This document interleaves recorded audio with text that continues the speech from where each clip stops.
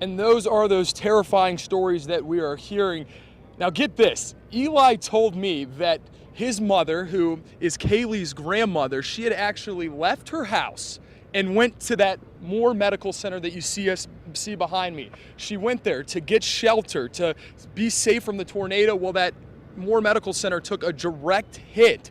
She survived, but then she knew that her granddaughter was at the elementary school. She had heard reports that the school had been destroyed, and so she was worried, and she did not have cell phone service. And for hours, she was wondering if her granddaughter was alive, and then they finally got to have that emotional reunion. But it is really unbelievable just to think that the grandmother was in that hospital that was hit by the tornado, her granddaughter inside the school. And I think the thing that really stuck out to me during that interview with the father is, I mean, imagine as a parent racing, going to try to pick up your daughter, and you hear reports on the radio that where your daughter, where your child is, has been completely wiped out. The father said he got a sick feeling in his stomach.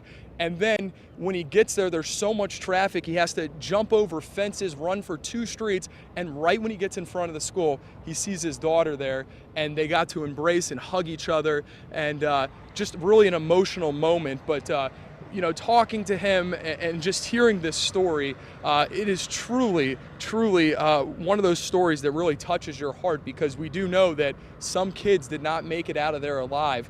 And for this little girl, you know, I asked the father, I said, how do you explain to her what happened? I mean, she's lost some classmates and what she experienced. And he told me he's actually a counselor. He works in counseling, and he's dealt with tragic situations like this.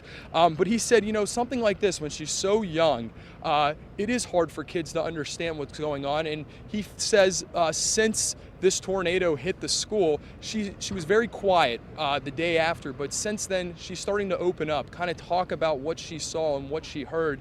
And he told me that tomorrow they're actually parents and students and teachers are going to get together because the Moore School District has canceled classes for the rest of the year, but they're going to get the kids together, kind of have a minute to talk and say goodbye. And you know, hopefully it's a comforting moment for everyone. We certainly hope so, Michael. You know, you just hear those